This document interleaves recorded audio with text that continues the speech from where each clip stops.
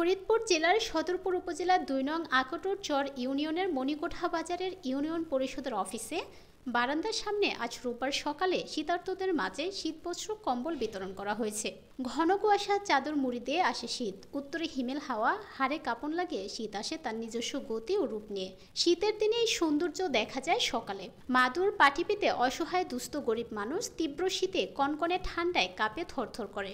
অনেকেই শীত রোদ পোয়াতে স্বাচ্ছন্দ্য বোধ। শীতের সকাল থাকে কুয়াশায় ঢাকা, দিগন্ত বিস্তৃত সাদা শাড়ি দিয়ে যেন প্রকৃতিকে ঢেকে রাখে কুয়াশার আড়ালে।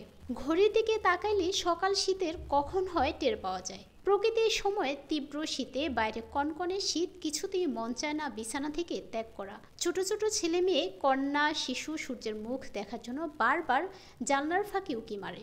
কোথাও আগুন পোহানোর দৃশ্য চোখে পড়ে কিনা। শীতের সকালে গ্রামগঞ্জে মানুষের জন্য খুবই কষ্টদায়ক। শীত নিবারণের মতো প্রয়োজনে কাপড় চোপড় তাদের থাকে না।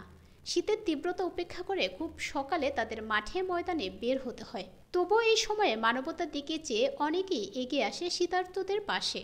শীত উপলক্ষে দুস্থ এতিমদের মাঝে দুর্যোগ ব্যবস্থাপনা ত্রাণ মন্ত্রণালয়ের মানবিক কর্মসূচি সহায়তার আওতায় সদরপুর উপজেলা প্রশাসনের আয়োজনে বিনামূল্যে কম্বল বিতরণ করা হয়। প্রত্যেক ইউনিয়নে আপাতত 150 কোটি কম্বল পাওয়া গেছে।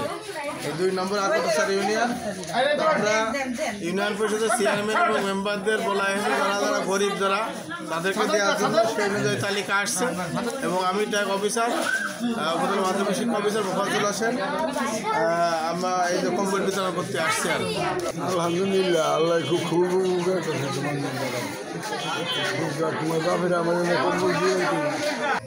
আমার শতকথা থানা আমার ইউনো স্যার আমাকে 150টি কম্বল দিয়েছেন।